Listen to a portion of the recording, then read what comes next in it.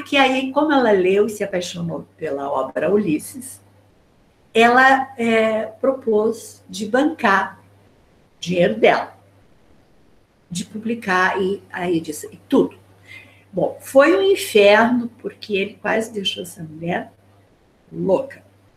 Ele queria a capa num tom azul da Grécia, e daí, quando estava pronta a edição, ele disse que aquele tom azul da Grécia não era o tom azul da Grécia que ele queria, daí ele fez ela trocar o tom azul. Enfim, foi publicado, só que mesmo publicado, era proibido. Era proibido, tanto é que as pessoas mandavam o livro, assim, clandestino, o correio de um país para o outro, tudo que é proibido, né, claro, erotiza, o proibido erotiza, né, está proibido, oba, eu quero, né, então ficou, assim, uma coisa impressionante em cima desse livro. Eu acho que em 1964, que no Brasil ele passa. E no Brasil, nós temos 3 traduções, que é do Antônio Oasis, foi a primeira,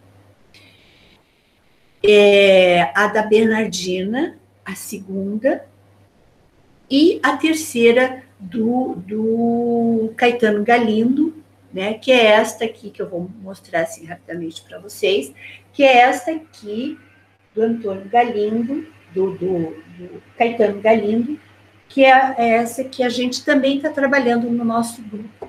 Nós temos um grupo já há 1 ano e meio que a gente estuda a obra do Joyce, que são 1.100 e poucas páginas, e nós, vitoriosos, né, mesmo, né, Paz? Paz está aí, a Cláudia está aí, né, pessoal? Nós, vitoriosos, estamos já na página 850. Mesmo com pandemia e tudo, nós não deixamos nos abater. E a gente se diverte muito, a gente se encontra, e às vezes está na hora de parar, a gente não consegue parar, porque o assunto se estende.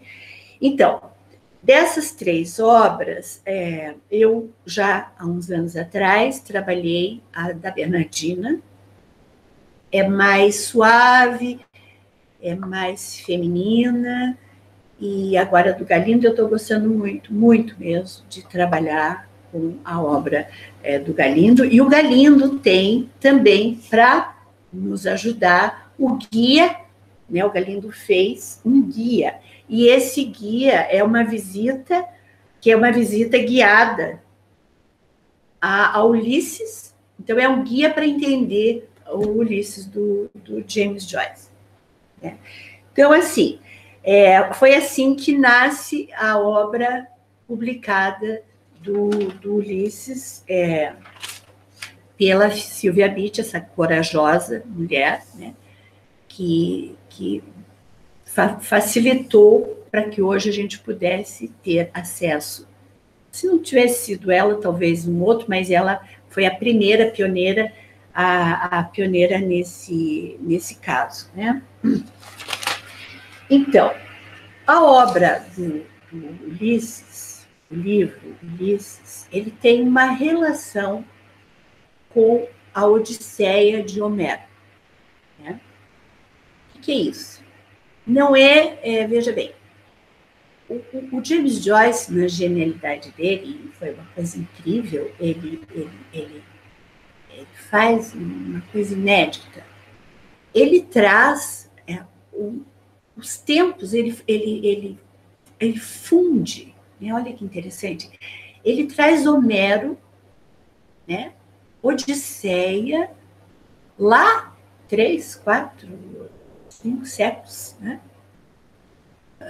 Século V, século IV, eu acho, Homero, e funde com o século XX. Ele faz uma fusão de um tempo. Ele está trabalhando, ele está brincando com o tempo, né? A temporalidade do tempo, ele está brincando com o tempo. Olha aqui, que coisa interessante. O Odisseu também, vocês sabem a história do Odisseu, um pouquinho, né? Vamos lá. O Odisseu é esse herói, é um herói da Guerra de Troia. Inclusive, também tem o mito de que ele foi o mentor, ele era um homem muito astuto. O Odisseu era astuto, ele era inteligente, ele tinha astúcia. Essa é a palavra para o Odisseu. Ele era engenhoso, ele articulava, ele nunca ia direto, né?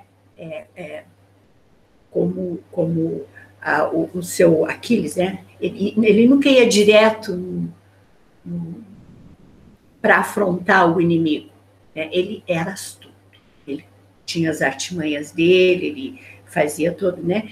E ele, então, é um herói que acabou a Guerra de Troia, 10 anos, né? Quando ele sai de Ítaca, da cidade dele, ele sai de Ítaca, o filho dele, Telêmaco, tinha acabado de nascer. E ele deixa a Penélope, sua Penélope maravilhosa, e seu filho, e vai para a Guerra de Troia, 10 anos, e depois termina a guerra, ele quer desesperadamente voltar para sua Ítaca. Presta atenção nesse voltar para Ítaca, né? Porém, ele nesses 10 anos a mais, que ele vai fazer essa travessia para voltar para Ítaca. Olha só, gente, né? E nesses 10 anos de retorno a Ítaca, acontece muita coisa, né? Quem conhece um pouco da história do Odisseu vai saber que ele afrontou mares, afrontou dragões e viveu situações de ter sido lá em Circe, que foi um capítulo que a gente, né, ainda não terminou. Ele está completamente alucinado em Circe, ele tá completamente enfeitiçado pela Circe, que é uma mágica que se encanta por ele, enfim. Nessa trajetória, né, nesse retorno de Odisseu para Ítaca, né, Telêmaco, o filho, presta atenção, o pai, o filho. Telêmaco, Penélope, que está lá sendo cortejada e quase assim, obrigada, sendo cortejada a escolher logo, mas enfim, 20 anos sem um rei em Ítaca, eu disse, era o rei de Ítaca, temos que pôr um rei, temos que ter alguém aqui. E ela, então, desce, ela diz, não, eu estou tecendo uma mortalha para o meu sogro, quando a mortalha estiver pronta, eu, então, escolho, eram 100 os candidatos que estavam ali, usando da casa do Ulisses, se aproveitando dos bens, enfim, né, uma bandalheira total.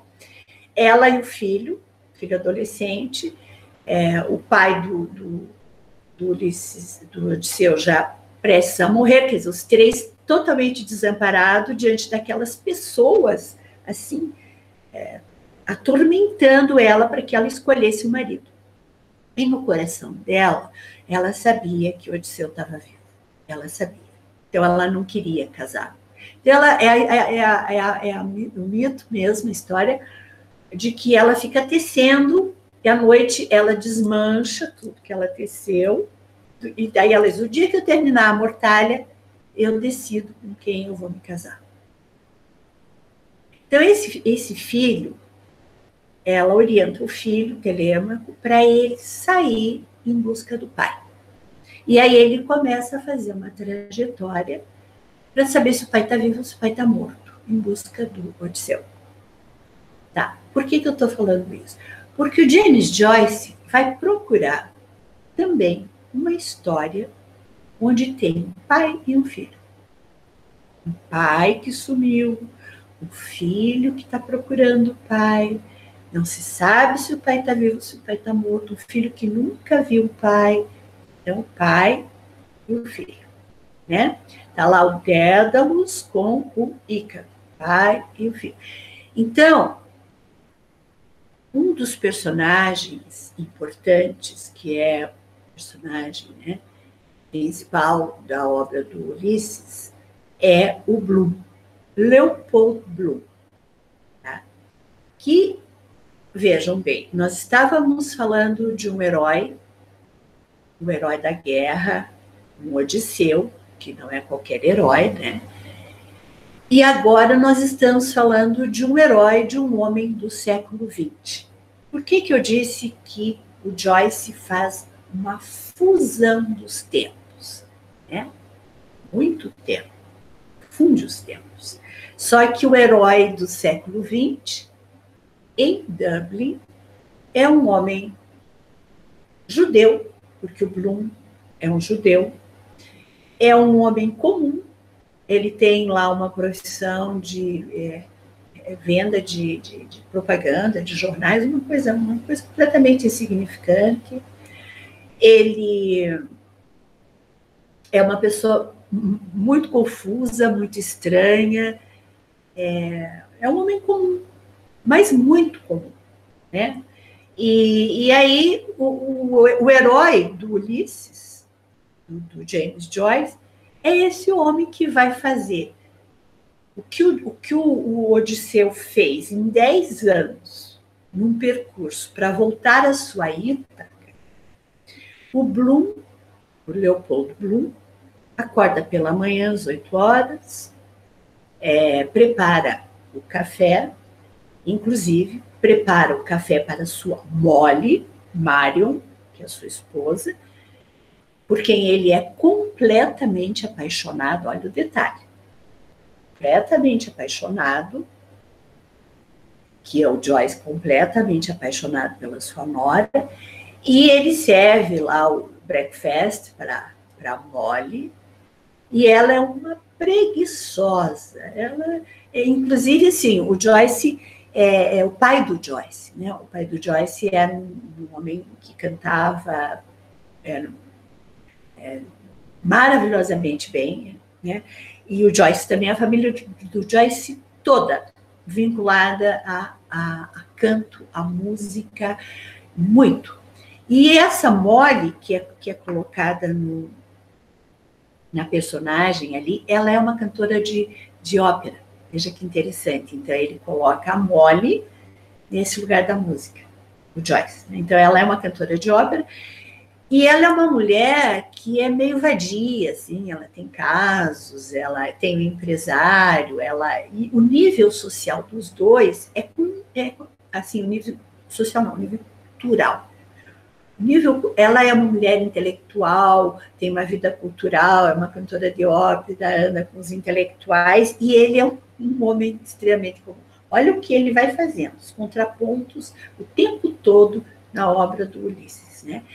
E ele traz o breakfast para ela, e ao trazer o breakfast para ela, tem as correspondências. Nessas correspondências, ele percebe que tem uma correspondência que é do empresário da Molly para ela. E ele percebe que nessa correspondência, ou ele abre e descobre que nessa correspondência, o empresário da Molly marcou um encontro com ela, está indo para a casa dele, do Bloom, para ter relações com a Molly, na cama do casal. Olha, o livro começa desse jeito. Então, assim, Penélope é essa mulher digna, a mais pura que a história já pôde relatar. Ficava tecendo, esperando o seu herói Ulisses voltar. Olha o contraponto, né?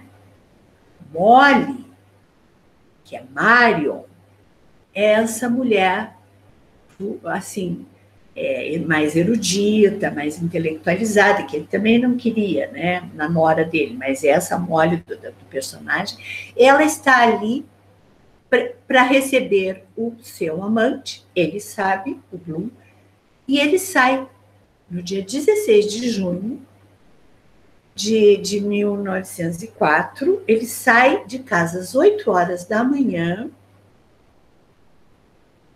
e vai fazer a travessia, e vai fazer uma trajetória por Dublin, pelos lugares de Dublin, os pontos de Dublin, e vai retornar a casa às 2 horas da manhã. Ou seja, o Joyce condensa 10 anos de um Odisseu em 18 horas do Bloom. Olha os tempos. Só que não é um pastiche, não é uma réplica ipsis literis da obra do Homero. Não é disso que está se falando. Ele utiliza, é interessante, porque alguns episódios e algumas, né? Por exemplo, Circe, que é o que nós estamos trabalhando agora, que são essas alucinações, que é o bordel, que, enfim, né? O Joyce vai colocar ali. Então, aconteceu Circe mesmo lá na Odisseia, com a vida do Odisseu. Eles chegaram, depois de terem passado pelos Cíclopes, né, que eles foram destruídos ao mar, o Poseidon castigou a navegação deles, caiu por terra, foi toda estraçalhada, ele perdeu homens e tudo, eles chegam maltrapilhos, acabados em Circe, depois de terem sido castigados por Poseidon, porque eles tinham cometido algumas, né, o próprio Odisseu tinha cometido algumas, uma palavra em agora não me lembro, enfim, mas ele foi arrogante, e Ibis, acho que com o Cíclope, né, aquele que tem um olho só na mitologia, e ele foi arrogante, ele foi astuto, foi muito inteligente, e na hora que ele estava indo embora, ele foi muito arrogante, e machucou os Cíclopes lá, e o padrinho do Cíclope, na mitologia, é o Poseidon.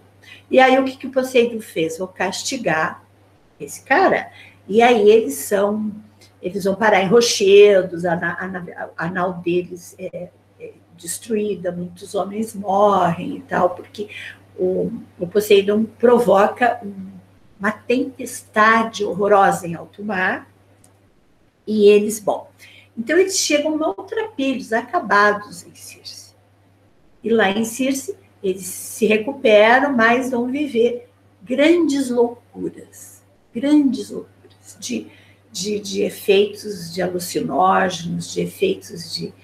Ela é enfeitiça, Circe é uma feiticeira, tem o poder de enfeitiçar. O Ulisses, do Joyce, eles estão em Circe também. Quem está em Circe? Quem está em Circe é Bloom, aí começa a aparecer Bloom, o Dédalus, e aí começa a aparecer. E às vezes nós, quando estamos lendo, nossa, apareceu mais um, nossa, quem é esse? As pessoas, porque está todo mundo assim, numa bebedeira total, numa história sexual exagerada. Então, assim, por que eu estou dizendo isso?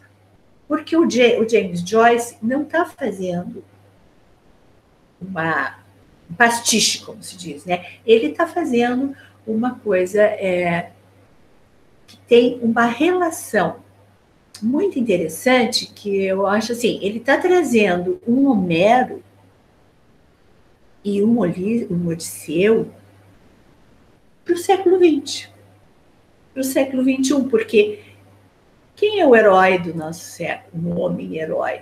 Coloca um homem comum, um homem vulgar, um homem qualquer. Ele coloca uma família, né? O Bloom também, a questão do filho e do pai, né? Quando o filhinho deles morre, pequenininho, no livro, né? Então, também tem uma questão do pai e do filho. Então, ele tem um filho que morre, neném, o Bloom, e ele passa muito tempo lembrando desse filho, pensando nesse filho, né? Então, o livro o tempo todo uma relação de pensamentos, né? De repente está sendo relatado um trecho, daqui a pouco foge disso, é o Bloom pensando, são pensamentos, de repente ele volta. Então, assim, o que é isso? Por que essa literatura, né? E o Joyce, depois ele disse, isso é um relato, né? Que os intelectuais e que quem fosse trabalhar o livro dele levaria no mínimo 300 anos para entender essa obra. E é verdade. É verdade porque essa obra é mesmo considerada a obra literária mais importante do século XX, já está sendo questionada como tal quase no século XXI, estamos bem no começo, né? Quando você fala, Ulisses, todo mundo, não, tá louca, comecei a ler, não tive coragem de continuar. É difícil, é muito difícil ler Ulisses. E, até onde eu entendi, sempre é recomendado para você ler Ulisses, essa obra do James Joyce, em grupo.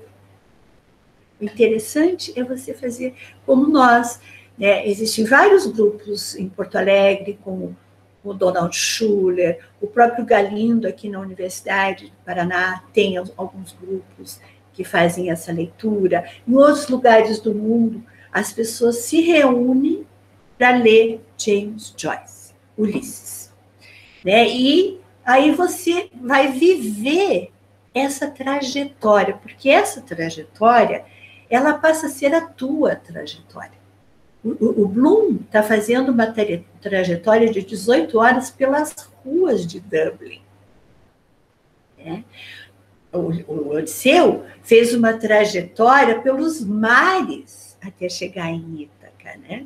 E nós fazemos uma trajetória sentadinha, hoje em videoconferência, também sentados, mas a gente faz uma trajetória por quê? Né? Qual é a questão? Aí eu acho que também entra um pouco, eu acho que já... Por quê? Né? Porque Jacques Lacan, esse psicanalista francês, né? Que nasceu em 1902 e morreu em 1980, que viveu todo o século XX, por que ele se interessa pela obra do James Joyce, né? Então, o Jacques Lacan, ele vai dedicar um livro inteiro, que é o Seminário 23, à obra, esse é o Joyce, ali. Ele vai dedicar ao Seminário 23 ao Joyce. E o Lacan, veja que interessante, né? Ele, com 16 anos, 15 anos, ele é francês, né? E Joyce, nessa época, estava em Paris. E ele já estava, porque escrevendo lá, devia ser 1918, 1917, mais ou menos, com o seu Ulisses já, né? Bem adiantado. Então, ele pegava trechos do Ulisses, o Joyce, e ia a praças públicas e lia.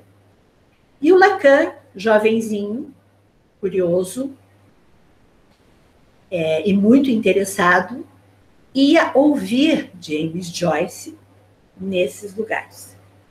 Onde Joyce estava, Lacan estava lá. Então, o Lacan, ele teve uma vida muito próxima desse personagem, desse autor, desse artista, James Joyce. E o James Joyce passa a fazer parte da vida do Lacan muito antes até do Lacan decidir, né, que ele iria ser um psicanalista. E a ilustração maravilhosa que o Joyce vai dar para a obra do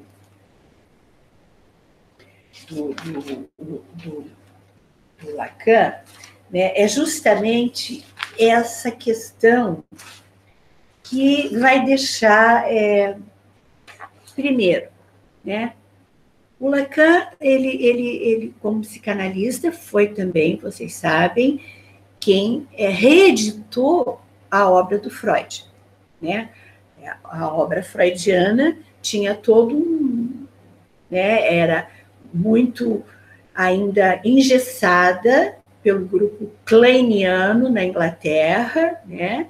Estava começando a virar quase uma psicologia, e quando Lacan ascende nesse cenário, ele faz uma revolução na obra freudiana.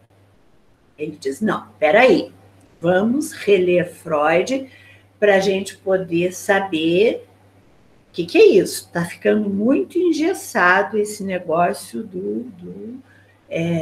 da psicanálise, né? Nessa releitura, ele começa a adotar muita coisa, inovar muita coisa, tanto é que o Seminário 23 é uma revolução até dentro das estruturas neurótico, psicótico, perverso, né? Ele vai criar os nós borromeanos, ele vai falar do real, do simbólico e do imaginário, e o Seminário 23 já está lá, ele já está com 70 e poucos anos, é quase o final da obra dele, né? Em 82, em 80 ele vai morrer. Então, nesse seminário, ele vai ali prestar atenção nisso do que estava sendo uma questão. É Joyce um louco? É Joyce um psicótico? O que é? Que estrutura tem esse cara, né? Que escreve um livro tão doido assim que tira do sentido. Presta atenção nisso que eu estou falando. Esse livro que tira do sentido. Ele não é aquela leitura que te acomoda, né? A gente teve experiência no nosso grupo. Foi muito interessante, porque nós tivemos pessoas no grupo que se angustiavam profundamente com a leitura. Era muito interessante, né? Essa travessia. Mas como? E agora? Daí ele estava falando disso e agora ele já tá lá. Não conseguiram dar conta dessa angústia. Por quê? Porque saía do sentido, né? A historinha tradicional, toda explicadinha. Então chegou um personagem novo, porque veio de tal lugar, porque apareceu. Não. O Ulisses, ele vai fazer uma revolução, não só na língua inglesa, porque nesse livro tem inglês, tem latim, tem espanhol, tem francês, tem alemão, tem português? Tem português? Acho que não tem português. Mas, enfim, ele mistura, ele cria palavras, ele não põe ponto, ele não põe vírgula. E de repente está lendo, surge um personagem assim, do além, do aquém, você não sabe de onde vem. Por quê? Porque a temporalidade, é o pensamento do Bloom misturado com uma história simples, uma história tosca, né? Uma história do cara que sai de manhã, às 8 da manhã, deixa a mulher ali com o amante e fica o tempo todo pensando naquilo e vai para o enterro do amigo, vai para o velório de um amigo, uma coisa assim. Só que nessa historinha tão, né, tosca, digamos assim, tem elementos tão ricos de linguagem.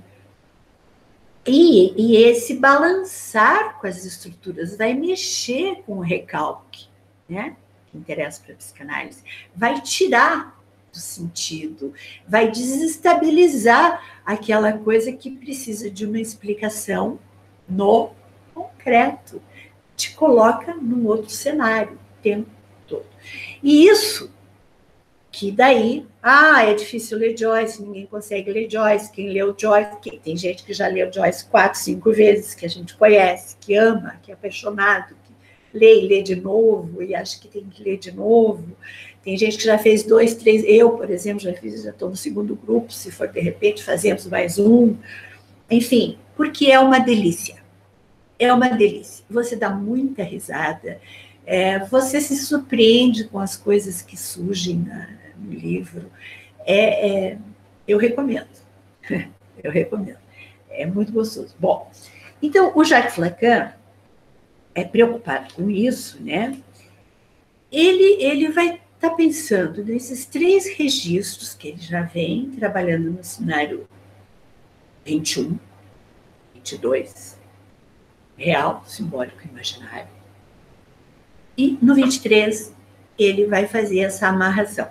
Então, ele vai pensar qual é a estrutura desse James Joyce, que esses pais, pai não fez função, pai não teve ali um lugar de lei. Como foi essa questão edípica da vida do James Joyce? Lacan está trabalhando nesse sentido, né? Então, ele vai dizer, todos nós temos um Édipo. Alguns Édipos realizados, outros Édipos, todos nós. A gente vem de um Édipo, porque a gente vem de um pai e de uma mãe. 3. Seria básico. Mas, como eu estou dizendo desde o início, nem sempre esse pai vai fazer a função. E o Lacan, ele está curioso em saber o que aconteceu aí, né? O que aconteceu com essa estrutura desse jovem tão genial, mas ele não faz sublimação, o Joyce vai concluir, porque o artista, o que o artista faz? Normalmente, ele sublima levantamento do recalque, ele sublima a sua obra, ele sublima a sua arte. É sublimação. O Joyce não faz sublimação. Só que ele está falando isso, mas ele vai ter que provar. E aí o Joyce, o Lacan, cria um seminário para provar isso. Né? Então ele está prestando atenção que o James Joyce, já no Retrato do Artista, depois lá no Ulisses, né? E depois, gente, ele vai para o Fignan's Wake, que eu não sei se vai dar tempo da gente falar, mas tem um outro livro um pouquinho mais complexo do que o Ulisses, que é o Fignan's Wake. Porém, ele está ali nessa questão de prestar atenção como foi a recusa desse Édipo, desse pai fanfarrão, mas ele está vendo que o Joyce está colocando esses pais. Ele está trabalhando com esses pais. E à medida que ele vai trabalhando com ele, pai, ele teve um filho com a nora, né? Eles tiveram um casal, a Lúcia e o Giorgio, um casal de filhos. Né? A Lúcia, depois, ela teve muitos problemas, a Lúcia foi realmente, a Lúcia uma esquizofrênica, depois até a Lúcia, a filha dele, foi tratada pelo Jung, e o Joyce trocava conversas com o Jung, e o Jung tem até um relato em que diz que o Joyce me deixa quase louco quando eu falo com ele. Imagina. O Joyce deixava o Jung quase louco. E ele trata a filha do Joyce, e daí, num determinado momento, o Joyce diz, não, deixa ela em casa, e ela fica aqui, a Lúcia passa, né? E aí o Fignan's Wake é muito inspirado nas falas da Lúcia, nos delírios da Lúcia. Bom, então, em que medida, em que grau se dá esse Édipo na estrutura do sujeito? Né? Em Lacan, ele está preocupado com isso. O que é isso? Né? Em que medida e em que grau esse Édipo está instalado nesse sujeito? Né? Se o Édipo ele forclui, que é uma palavra que o Lacan vai usar, a forclusão, que é uma palavra que significa forclusão, algo que está fora, forclusão. E o Lacan vai criar todo um trabalho em cima de uma palavra chamada forclusão do nome do pai. Ele vai dizer, será o Édipo, o Joyce é forcluído? Então ele é um psicótico. Né? E ele vai ficar nessa pesquisa dele com relação a essa questão. Mas teve um pai, teve uma mãe, e você vê, às vezes, né, mães que criam filhos sozinhas, que hoje em dia está muito comum, e o cara vai muito bem, obrigado, a mulher vai muito bem, obrigado. Quer dizer, cadê o pai ali, né? Mas ela não é uma psicótica, ele não é um psicótico. O Édipo, como que estava esse Édipo, né? A mãe criou sozinha, é uma produção independente hoje em dia. Famílias que tá lá o papai, a mamãe, o filhinho, tá tudo funcionando bonitinho, e o cara sai numa estrutura forcluída, um Édipo. Então, isso é uma questão para a psicanálise. Isso é uma questão que nós, psicanalistas, lidamos na clínica, e o Lacan estava muito atento, principalmente com esse James Joyce, sobre essa questão, né? E aí ele vai dizer, bom, o sintoma, escrito sintoma, né? Ele é efetivamente isso que vai fazer um Édipo, porque tem ali a forclusão, tem ali o recalque, tem ali a recusa, operou o Édipo. Então, o sintoma é a estrutura para o neurótico. Mas ele vai criar um seminário que vai se chamar Santhom. S-I-N-T-H-O-M. Ali, essa estrutura, né, não está respeitando os moldes do que teria sido um Édipo dentro do contexto, né? Então, ele vai dar o nome, o Lacan, para o seminário de Santhom.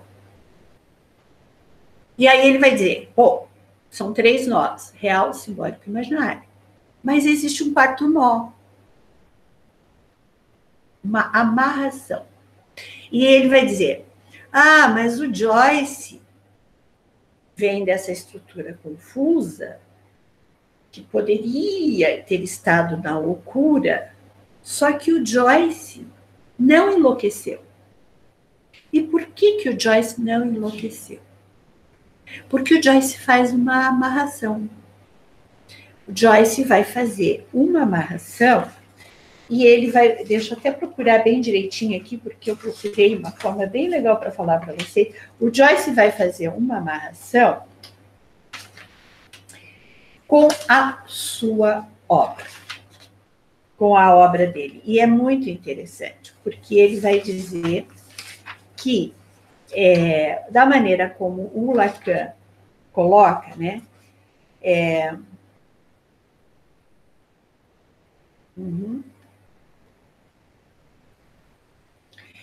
Vejam, ele vai fazer essa amarração, né, nesse trabalho do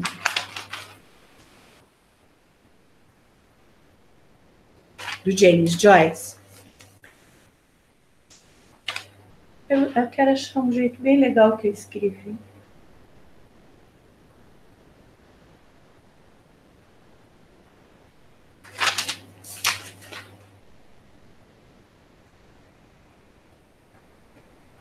Tá.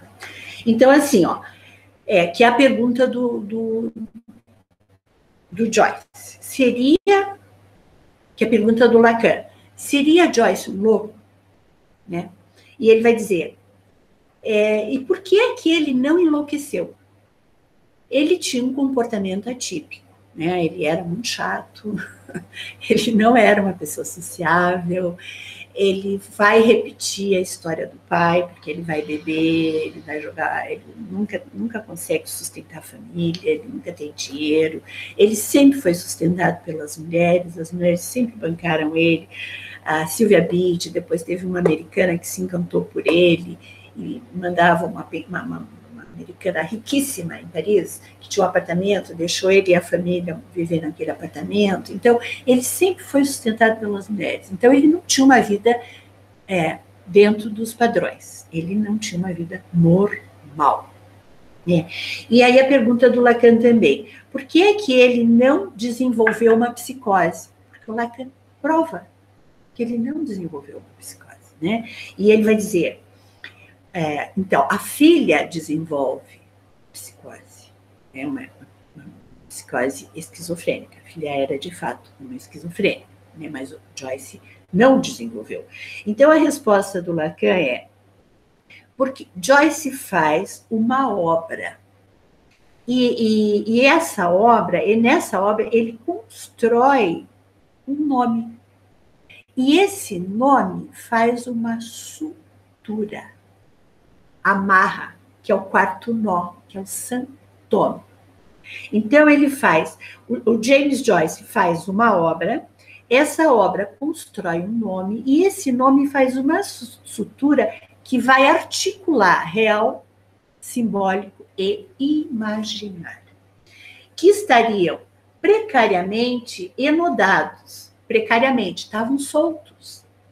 Real, simbólico e imaginário estava solto, e de repente fica enodado com uma estrutura que o Joyce vai criar, porque ele reúne na obra. Quando ele começa a falar dos pais, dos filhos, dessas mulheres todas que tinham passado pela vida dele, que estava na fantasia, na fantasmática, ele constrói um fantasma, né? Essa fantasmática que estava precária, né?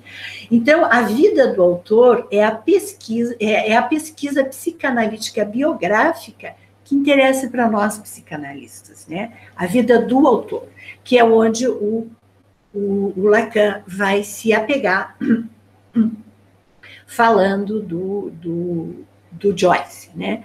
Então, assim, essa amarração, que é o importante, e por que não foi uma sublimação, mas sim, né, um nome. Ele constrói um nome, James Joyce, e ele diz que ficará por 300 anos sendo falado, lido, criticado, amado, odiado. Ele se coloca no cenário. Ele constrói um pai. Entenderam? Porque a relação dele com esses confrontos, com esses pais, com esse pai que não fez a função, ele constrói uma obra, tá?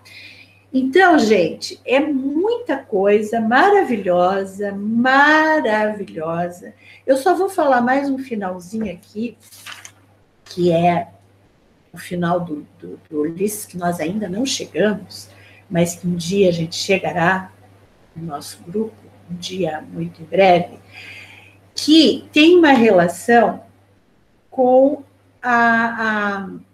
que é muito bonito, que inclusive o Caetano Galindo fala disso, e eu gostei muito do que ele falou, e eu achei uma coisa assim tão rica, uma entrevista do Galindo sobre Ulisses, sobre a obra, ele vai dizer que Ulisses é um livro muito mais assim, escrito por homens para cá, homens para lá, meio perdido com as fantasias dessas mulheres e tal, e no final o Joyce entrega quase 80 páginas, ou quase 70 e poucas páginas, para uma mulher falar. Quando o Bloom retorna à sua Ítaca, e o Odisseu retorna à sua Ítaca, Bloom volta para casa às 2h, e qual é a proposta quando você faz um trabalho? Você faz uma travessia que vai desestabilizar todo o teu suas coisinhas certinhas, vai te tirar, né, daquela coisa maçante, daquelas repetições, ou vai te tirar das certezas, vai te colocar nas incertezas, vai te colocar na angústia, né, que é um processo psicanalítico, é uma travessia psicanalítica, né? Essa obra é uma travessia psicanalítica, como estar no divã de um psicanalista, né? Então, é você voltar para a sua Ítaca. Quer dizer, você vai com algum confronto, com algum problema lá para o psicanalista, você vai fazer uma travessia, você vai ter várias epifanias, vários momentos onde você vai ter evanescência, né? Teu inconsciente vai,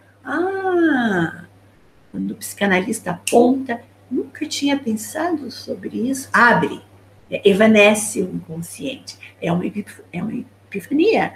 Então, você vai fazer uma travessia no teu trabalho analítico, psicanalítico, com o teu psicanalista.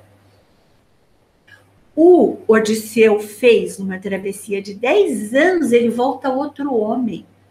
Ele volta travestido de mendigo, para não ser reconhecido. Ele voltou outro homem, o Odisseu, depois de 10 anos dessa travessia. O Bloom, ele volta outro homem. Ele deita na cama com a Nora, com a Molly, ao contrário.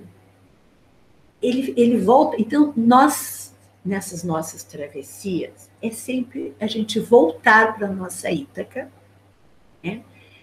Para aquela verdade, a tua verdade, a verdade da tua falta, a verdade do teu desejo como falta.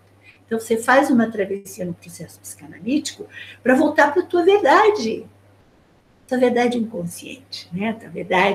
A verdade como uma verdade da falta, do teu desejo, né? Você vai se despojar de tantas demandas, de tantas coisas, de tantas, né? No teu processo psicanalítico. E a obra Ulisses está propondo isso, e Lacan tem essa sacada. Por isso ele se apega tanto a esse trabalho, faz um livro sobre isso. E ele entrega, no final, o Joyce, ao feminino. Ele entrega as últimas 70 páginas para uma mulher falando. É a Molly falando, já num estado meio sonolento, meio acordada, meio dormindo, meio... E ali, ela é todas essas mulheres, né? Ela é a Molly, ela é a Marion, ela é a Penélope, ela é a Calypso, ela é a Circe, ela é a Marta, que a Marta é a do bordel, ela é a Nora. E ela vai dizendo, sim, eu quero sim, sim, eu digo sim, eu quero sim, eu digo sim. Quer dizer, ele extravasa essa questão da mulher, né? Do feminino, do que é ser uma mulher, de uma mulher não toda. A mulher é não toda, né? Ela não é a mulher. Elas são todas essas mulheres, inclusive na fantasia de um homem e na própria fantasia. Ela vai ser todas, né, no capítulo da sereia, que ele vai falar do canto da sereia, essa meia mulher, né? A sereia é essa meia mulher, ela não é uma mulher inteira. E ela tem a questão da invocação, do objeto A, da voz que invoca, né, do som. Ela fica no canto, no encanto. Então, essa é sempre a meia mulher, ela não é inteira. E o Lacan vai se apegar a isso, gente. Então, o Joyce faz uma obra onde ele vai trazer todos esses enigmas, né? Esses grandes enigmas que atravessam a humanidade, que nos atravessam e fazem com que nós possamos, nessa travessia, quem sabe, retornar à nossa Ítaca. É isso. Tenho dito, estou pronta às perguntas. A Fabiane quer fazer alguma pergunta? A Fabiane já tinha colocado aqui, daí se quem tiver mais, coloca no chat, que daí a gente vai chamando. Antes de perguntar mais ainda, eu quero dizer que eu já tinha assistido já tinha estado em outros momentos ouvindo a Helenice, mas nunca como hoje. Foi maravilhosa, maravilhosíssima a tua fala hoje. A Sabina também depois... Fabiane, isso é paixão. Movida pela paixão. Sou apaixonada por essa obra. E como eu acho que eu ando me apaixonando também, então deve ser por isso. Que bom. Que eu gostei muitíssimo. Que bom. Enfim, eu acho que, não sei, perguntem se alguém quer fazer pergunta, podem fazer. Já fiz várias. Tem um monte, mas enfim, não vou usar todo o tempo, não. Sabrina queria falar? Oi, gente. Ai, é tanta coisa. Helenice, tá sendo muito bom ouvir você, assim, desde a semana passada, na verdade. Eu vou tentar ser sucinta, mas o problema dos psicanalistas é que quando deixa eles falarem, eles falam um bocado, né? A gente fica tanto calado que a gente fala um bocado. Então, né, eu vou tentar contextualizar. Eu entro no Joyce porque eu acho que, como todo mundo que é apaixonado pela literatura antes da psicanálise, tem uma hora que isso chega, né? Esse enigma, ele bate aí na porta. E aí o que me vem é chegar no Joyce pela questão da letra, né, para o Lacan. Toda essa coisa, né, com a relação dele com o significante, com essa virada que ele faz, inclusive, né? E lá no Seminário 20, eu acho que ele começa a cutucar mais, né, essa relação desse sujeito único. Eu não sei também se o público aqui é mais disso, se eu falar e vocês se perderem, gente, vai dar certo a hora. Só para eu me organizar, né? E aí foi quando eu propus ler o seminário e me haver com isso, né?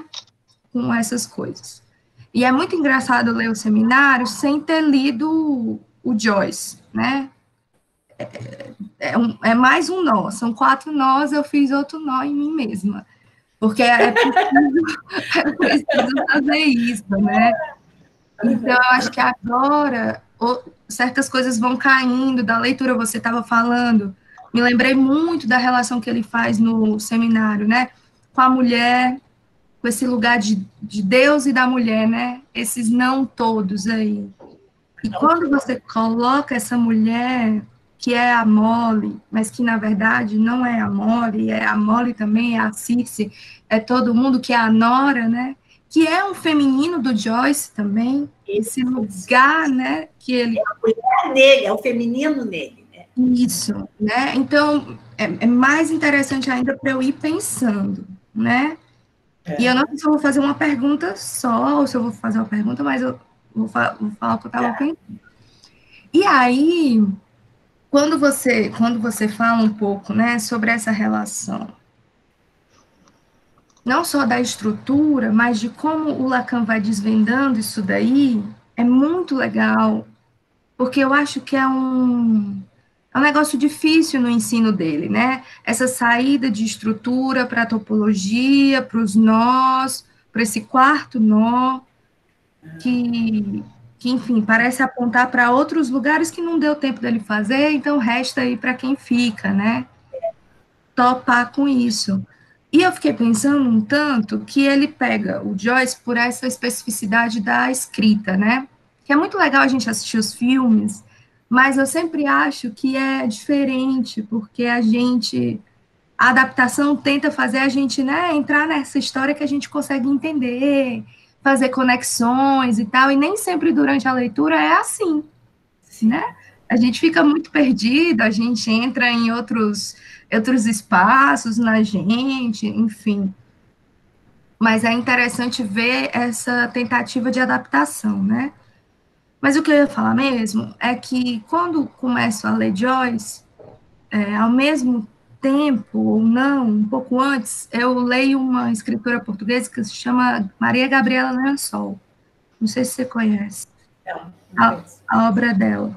E ela tem uma relação com a escrita muito curiosa também, que ela deixa lapsos na escrita, ela deixa espaços, e não são espaços quaisquer, né? E ela faz um mote de também trabalhar essa língua portuguesa, né, no caso dela, porque ela é uma escritora portuguesa, mas que ela sai do lugar comum de uma escrita portuguesa, né? A ideia dela é fazer um certo uma certa quebra disso, né?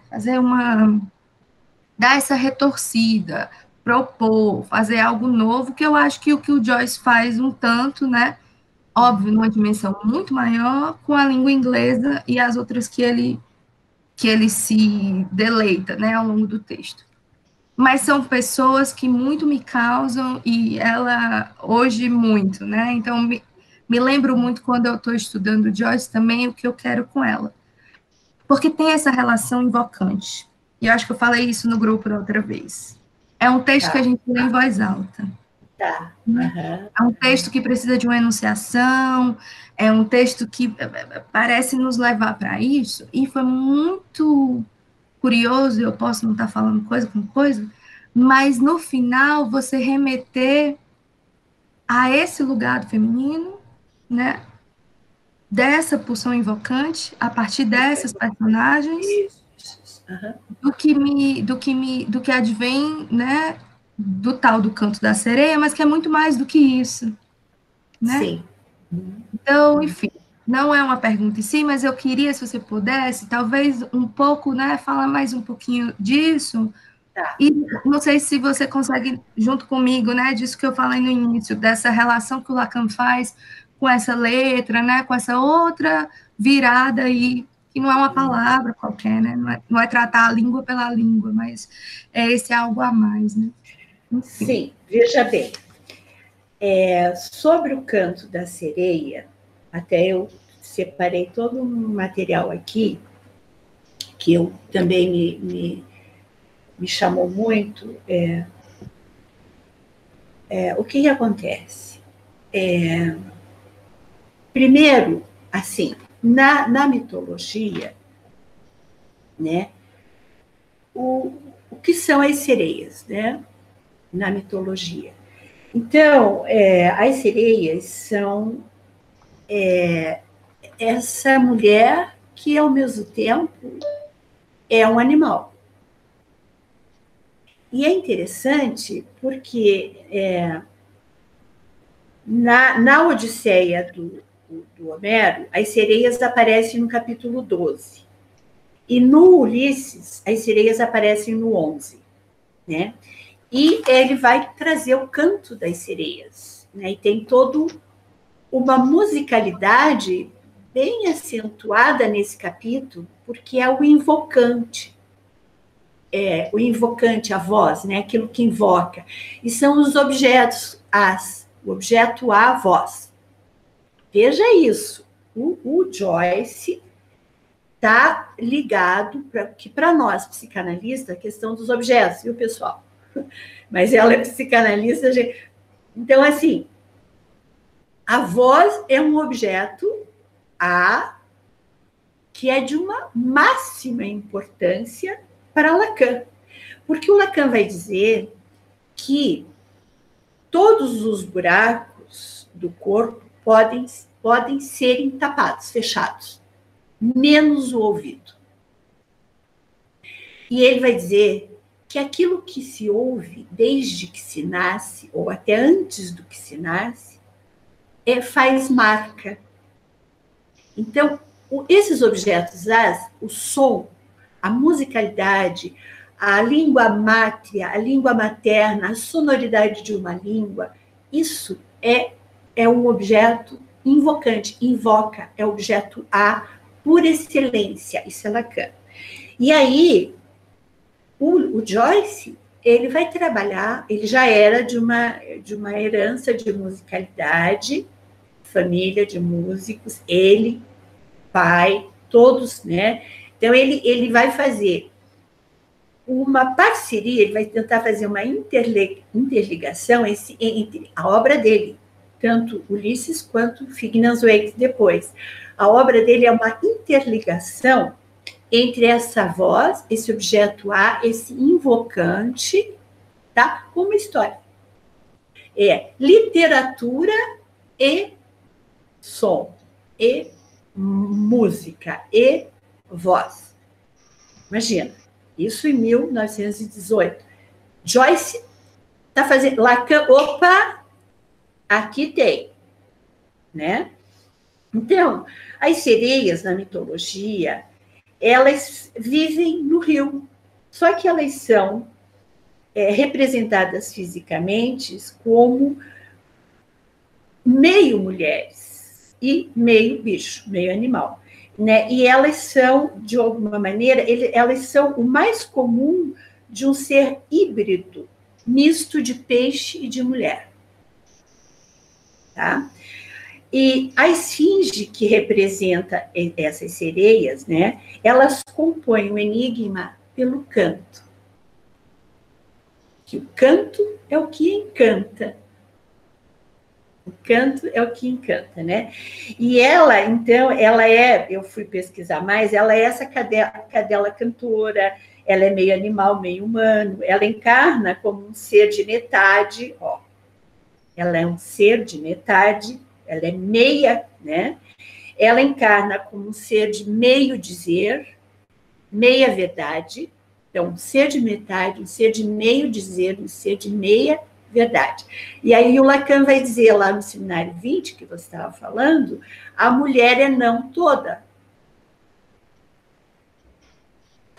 E pegando a tua, né? Ela encarna, então, no que podemos dizer uma meia-verdade toda, a sereia. Porque a verdade é sempre não toda. Ela é para o neurótico, viu, Fabiane? Para o neurótico, a verdade é não toda, ela é meia-verdade. Para o psicótico, ela é verdade, ela é no concreto. Já é uma diferença aqui. As sereias também são seres de metade, porém, seu canto é a verdade do seu enigma. Está no invocante, está no objeto. Objeto A, voz. Né? Então, o objeto voz, que está encarnado em corpo de uma mulher não toda.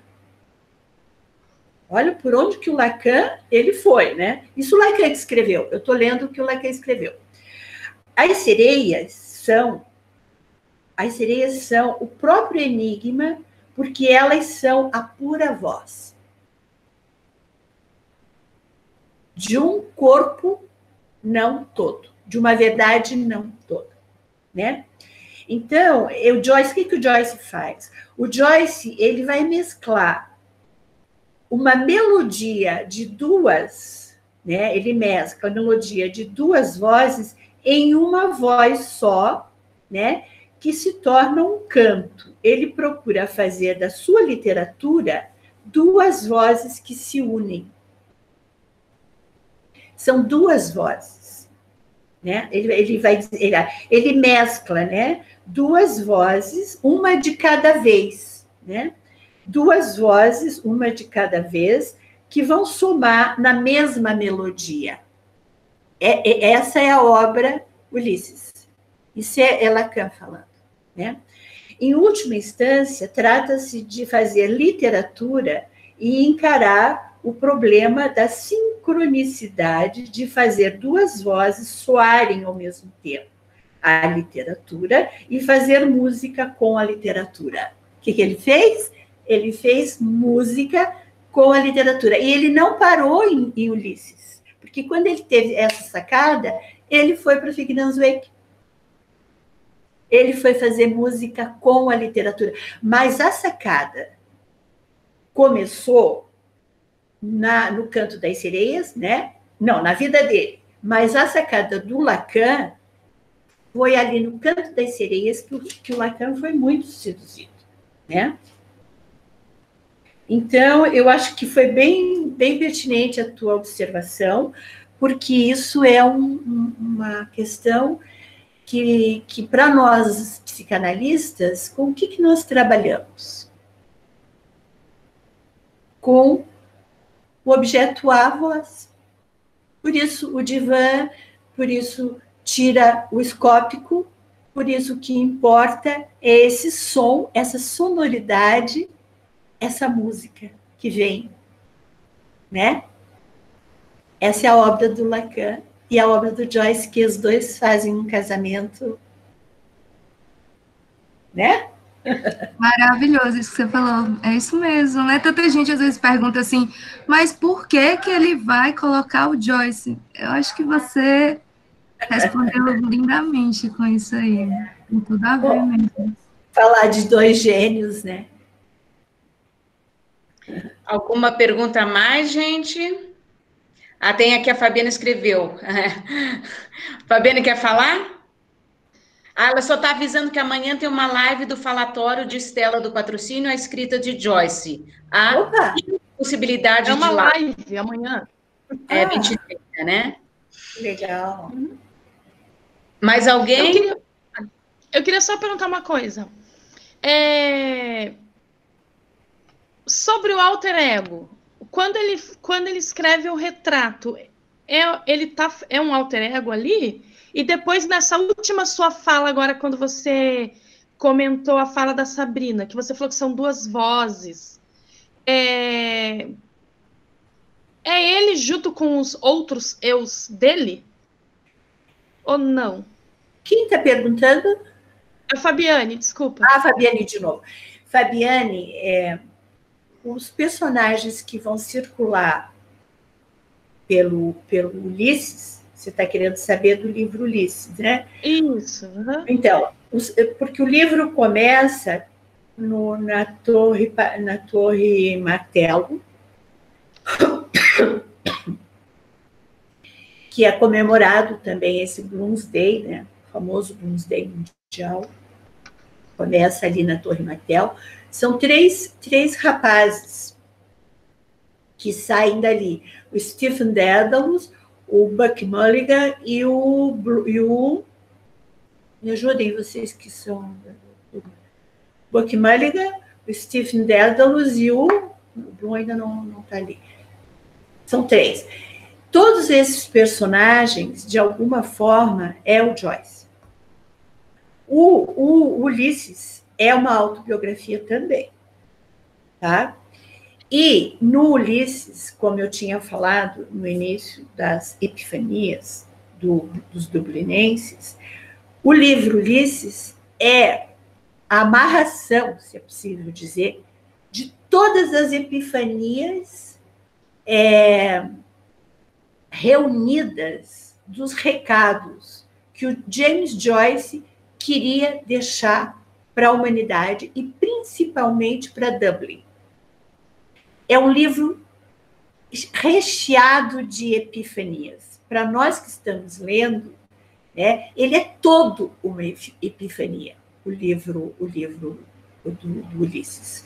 Porque o tempo todo você se dá conta, né, tem enigmas e os enigmas, e aí você vai sacando, e aí você tem que desvendar, e aí, de repente, você... Então, assim, o livro do Ulisses é o livro Uma Epifania, que ele começa essas epifanias lembram, né, que eu disse epifania, revelação. São revelações, né? O livro todo é uma revelação.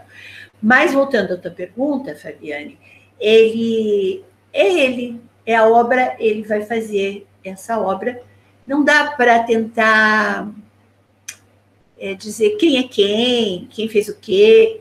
É uma travessia, né? Que é uma travessia dele, James Joyce, querendo fazer um nome, porque ele está precisando construir um pai. Não sei se... Ele constrói esse pai, né? Na obra dele. Ele constrói si próprio pai. Essa obra, lembra que eu falei para vocês? Com essa obra, ele não enlouquece. Sim. Que é isso que o Lacan vai provar. Então, o que o Lacan vai dizer? James Joyce... Lacan nunca vai dizer James Joyce era um psicótico, James Joyce era um neurótico, James Joyce era um autista, porque ele tinha essa facilidade de leitura e ele registrava, então é um traço meio autístico, né? A gente sabe, os autistas Aspen, eles têm essa capacidade de registro, assim, fotográfico. Ele nunca disse isso. E também ele vai dizer que não é sublimação como sei lá, como até um Van Gogh, que precisava sublimar, e tantos outros que precisavam sublimar. Não é sublimação. E aí, como ele vai dizer que não é isso, que não é aquilo, que não é aquele outro, ele vai ter que provar. Ele é o quê? Né? Então, ele se pergunta, James Joyce é um louco? Tá, mas ele se cura pela sua obra. Pela sua obra. Então, mas é que tá, ele se cura de algo que ele não chegou a ser? É uma ótima pergunta.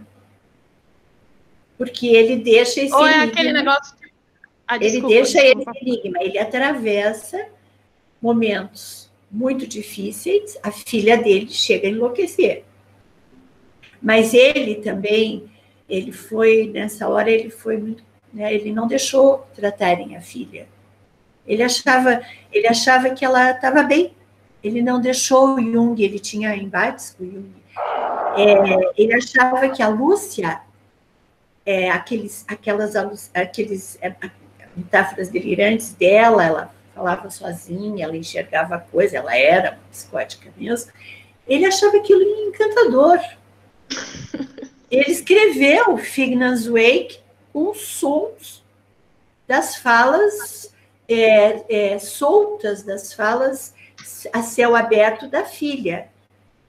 Ele se cura pela obra, mas ele não autoriza a filha, então tem uma situação aí muito complicada. Mas, assim, desde pequenininho, lembra que eu falei, ele tinha uma estrutura diferente. Ele era diferente, ele via no concreto.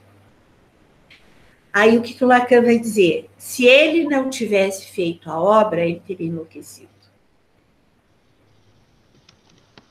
Tá? Pela obra, ele sai da loucura. Dessa loucura braba. Ele continuava aquele cara muito esquisitão, né?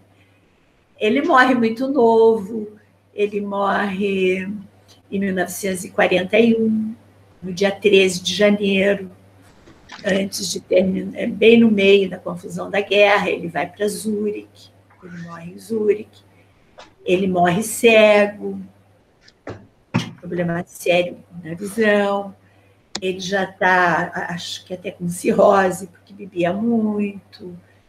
A vida dele foi uma vida muito doida, muito dramática, muito triste, né? E, como a gente conversou com o nosso querido Hernani Buchmann, que é um grande conhecedor também, no dia do Bloomsday, nós tivemos a honra de ter o Buchmann conosco, ele nos contou coisas fantásticas do Joyce, né? E que, no final, essa mulher que ele tanto amou e tanto odiou, e amor e ódio, e toda essa confusão que o amor e o ódio fazem, né? A estrutura de uma pessoa, é quem fica com toda a obra. E quem fica com toda a obra é quem vai cuidar da obra, é quem sempre cuidou dele, sempre amou ele. Então, essa mulher teve um papel assim, ela é todas as mulheres desse feminino dele, que ele coloca na obra dele, sabe? Algo assim. Então, são 9 horas. Né? Vamos encerrar por hoje? Eu falei para vocês, hein? Manda eu parar. Gente, em nome da FAI, do Teatro Bom Jesus, quero agradecer a presença de todos vocês. Já fiz aqui o convite para a próxima sessão, já coloquei aqui no chat até o link da parte 1 do próximo filme, tá? E que a gente possa ter um novo encontro assim, né? Cheio de verborragia, que inspire outras coisas e outros trabalhos, isso é tão bom.